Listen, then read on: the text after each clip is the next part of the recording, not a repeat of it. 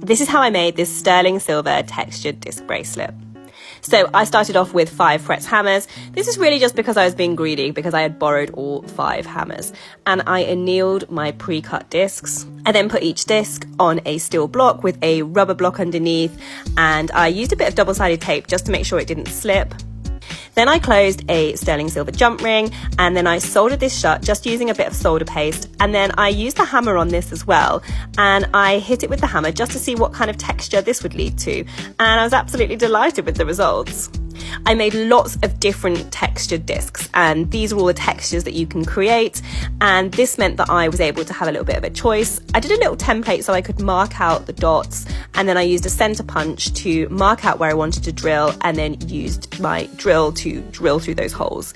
And then I connected it all together using jump rings, and then I soldered each one of those jump rings.